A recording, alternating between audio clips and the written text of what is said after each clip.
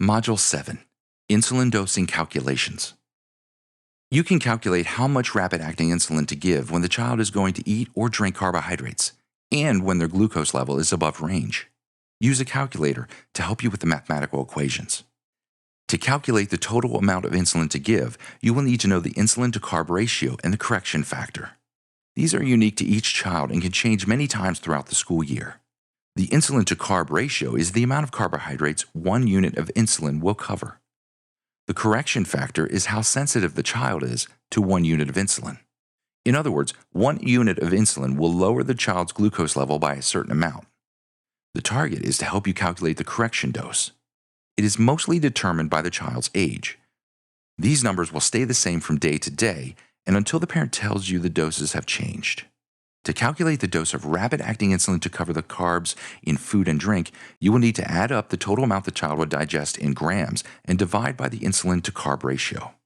To calculate how much extra rapid-acting insulin to give for a high glucose level, you need to first check a glucose level, either fingerstick or CGM, and then subtract the target. Once you have the difference between the two, divide it by the correction factor.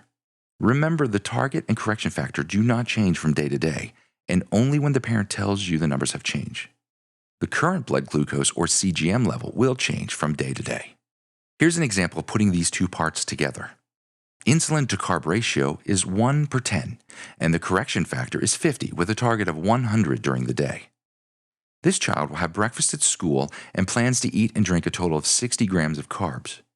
Their glucose level on the CGM is 240. First, divide the 60 carbs by 10 to equal 6 units for the food. Next, subtract 100 from 240, which equals 140. This is the difference between the currently elevated glucose value and the target. Divide 140 by 50, that's how much 1 unit of insulin should lower the glucose level, which equals 2.8 units. Add the dose for carbs and glucose level together and get an answer of 8.8 units. Always round down to the nearest half-unit increment. 8.8 will round down to 8.5, and you will give 8.5 units. If the current glucose level is at target or below, you will not need to use the correction factor and target. You will only give insulin for the carbs. Go to Module 8 to continue.